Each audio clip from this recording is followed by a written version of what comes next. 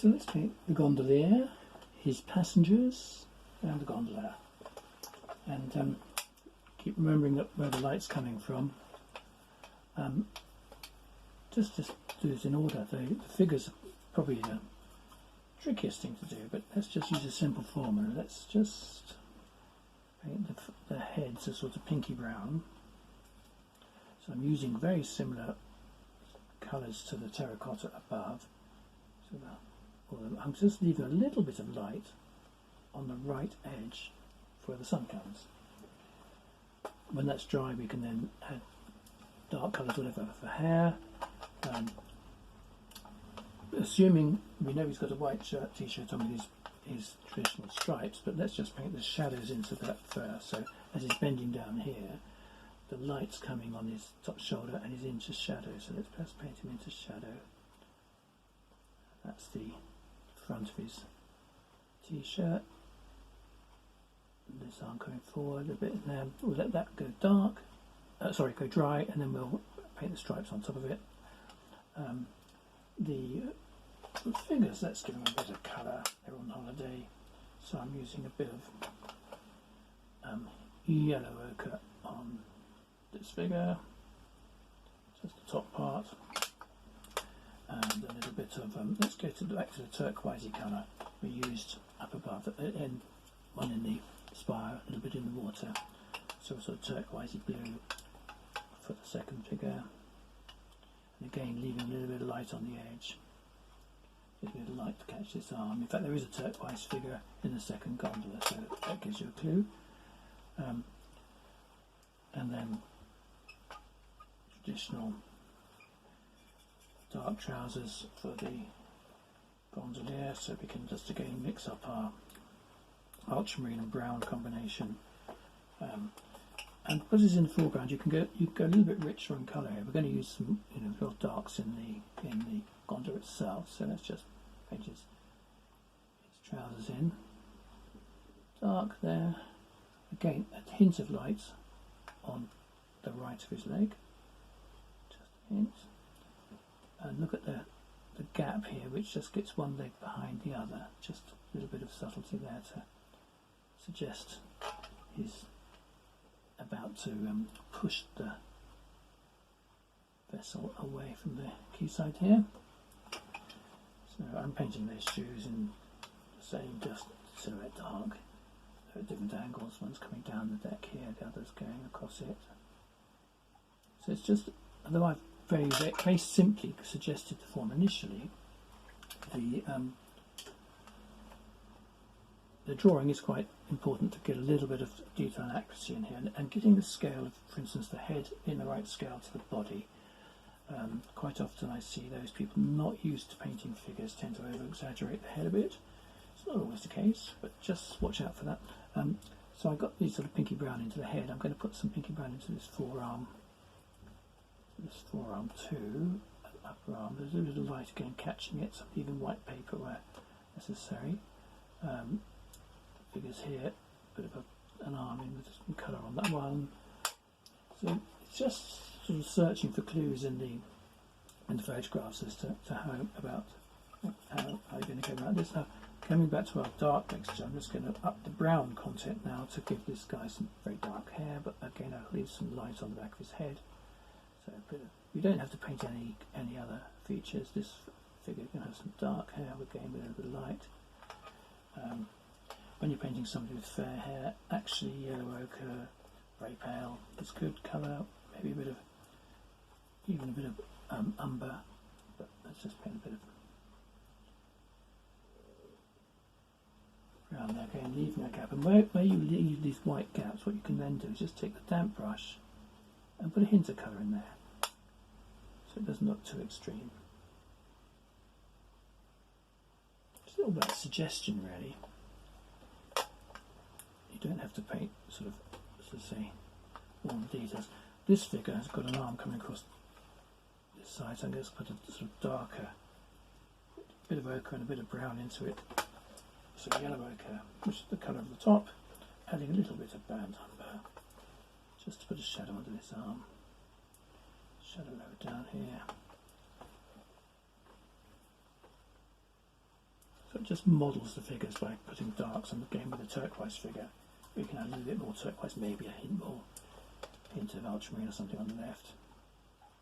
So just see light, dark, it's a sort of simple sort of pattern to follow. You see a little bit of leg, sort of jeans or whatever, just sort of suggested that. So we've got the figures. And these, the second boot, the one further back, has got the typical, the sort of traditional gilded seat tops, and the front boot's got the cover over those seats. But if you want to put them in seat top, you just got to put some little brown and ochre sort of shapes in behind them.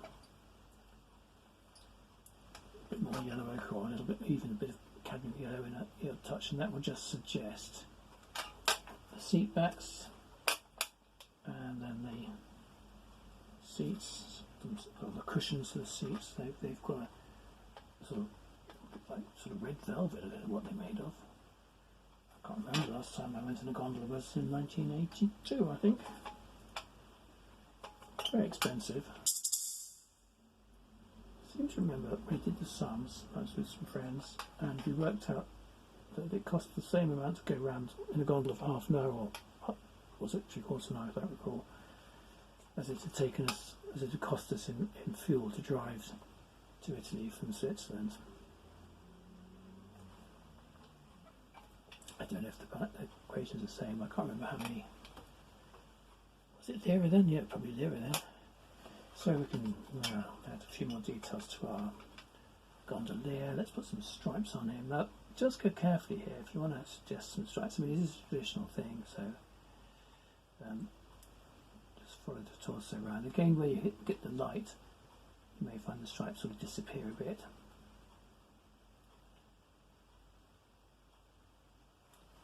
So, just suggestion. And damp brush just to sort of extend those colours around it a little bit into the side here. So we can paint the gondolier's pole. Well, come on, somebody knows the word for this. There must be a special Italian word. Remember, we use that angle to sort of connect the arms, connect the composition together. So that's that. I've also put a hint of reflection, by the way, going the opposite way in the water down there.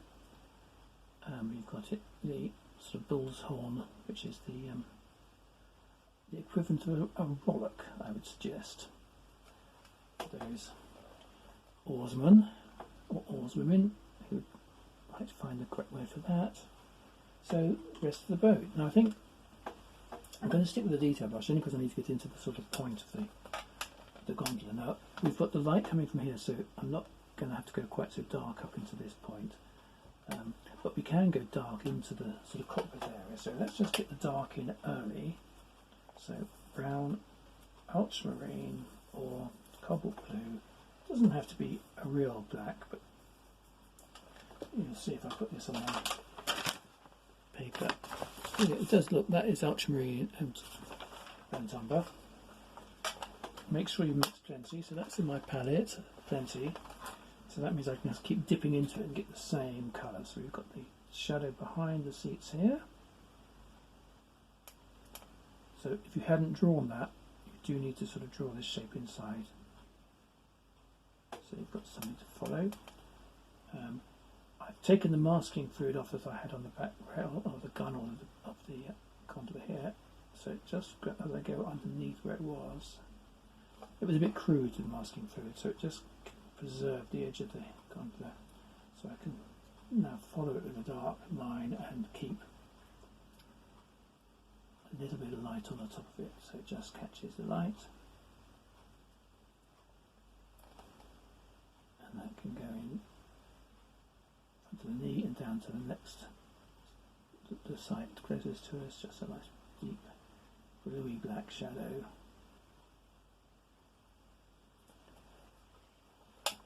And then you'll notice the top deck of the gondolas seem to have a lot of blue in them as they catch the light, probably just blue, grey, but they seem to have a bit of blue in them, so I'm just mixing this same dark with more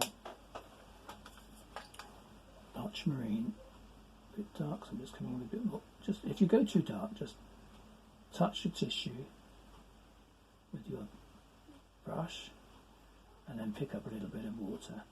You don't have to put the brush totally in water, don't rinse it all out, just literally put the tip, just touch the water, and that means you can just reduce the strength of the colour a little bit. And remember, there's a little bit of deck that is standing on, sort of a curious shape, sort of triangular shape cut into it. Just make sure I've got my paint going right up to the tip of the stern. And where it's standing is affecting a little bit more light. So I'm just going to dilute that right down.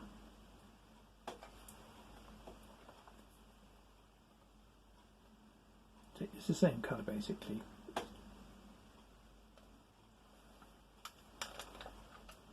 Slightly too weak.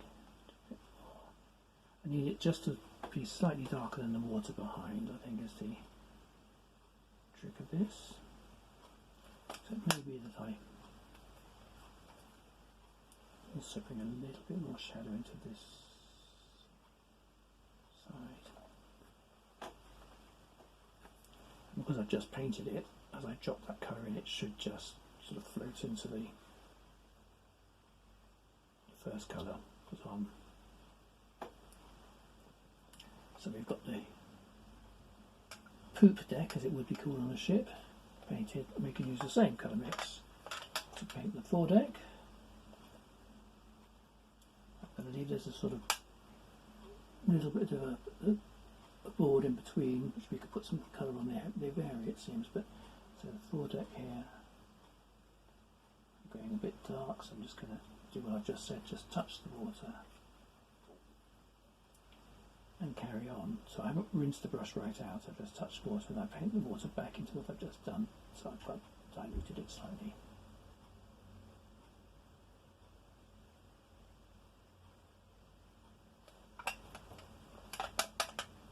We've got a paler colour on there. Okay, yeah, just put a bit more blue in it whilst it's damp. Whilst I'm waiting for that to dry, I want it dry before I paint this edge, even though I'm going to hopefully leave a really thin little line. But on the photograph here you can see a little lighter strip. Whilst that's drying, I'm going to paint the grey decorative feature on here. Get all the masking fluid off. Here it goes, and then we can paint into this, leaving just a hint of light on the right. Just it models it as everything else in this. There's those little touches of white. And for those of you that are really quick at painting something like that, it's just little flashes of white as you go. Give a huge effect to convincing everybody that you're painting something, you're making whatever you paint look really solid. So there's a tooth shape at the front there. That's okay. You just do need to go carefully on a few of these shapes. And now we just paint the side of the hull, and I think we're almost at the end of this little project. A bit more colour on that figure, pale down to terracotta. Sorry, a bit of turquoise.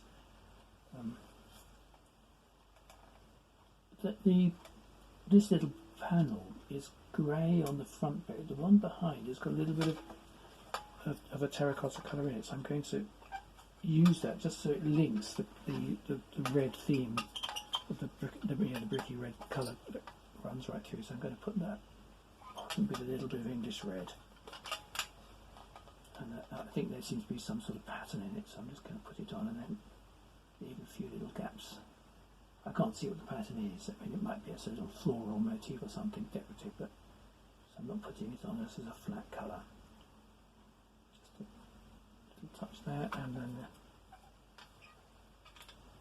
the back edge of it seems to have a dark line there. So that's all ready. Now we just paint the whole. I'll stick with the same brush because it's not a tiny brush, but it comes to a nice tip, and that's what's important. So I'll just re-wet my puddle of blue, black, brown mixture, so burnt umber, ultramarine.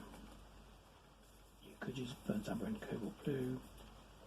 I want a relatively strong mixture, so just for the final thing. If you can paint in one go, it's great. Yeah, nice and dark, and you can have a little bit more blue than you've got brown, just to give it the right effect. So it's important to get the sharp edge in here. Come right down against the water first.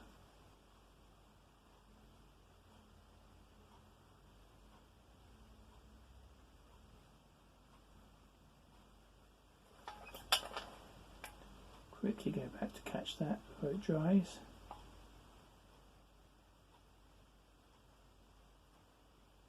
This is the trick, just to leave a little strip of light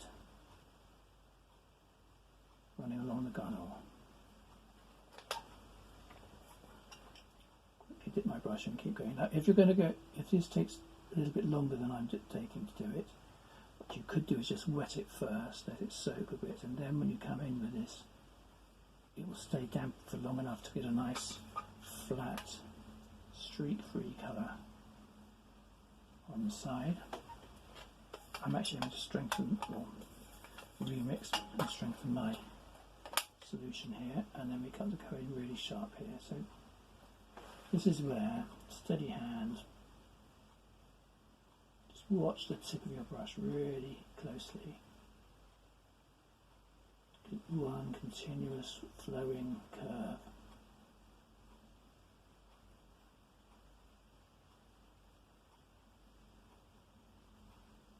And then you can follow it along the line of the grey, what I've just done.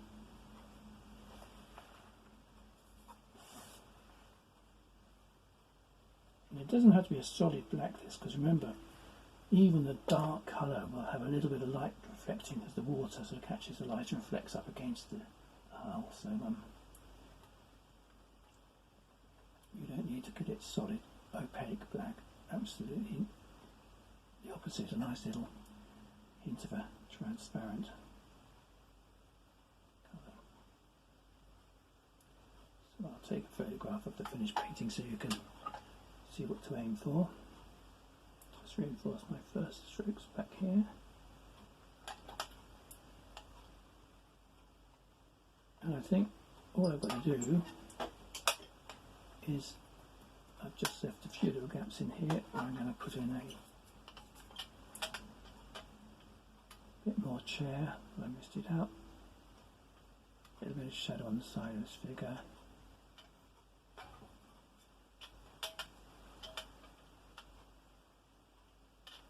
So I'll just leave that little light edge as I mentioned earlier.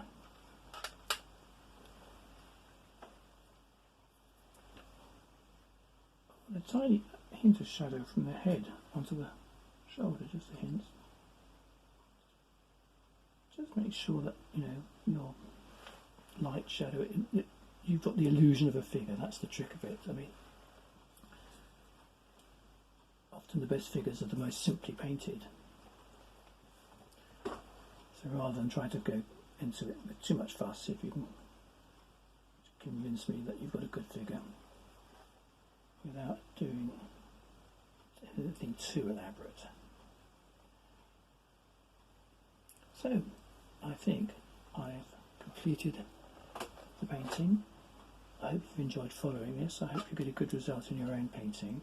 I'd love to see what you've done, so please take a photograph and send it through to me for my comments, if only for the praise, and if you can do better than me, I would love to see.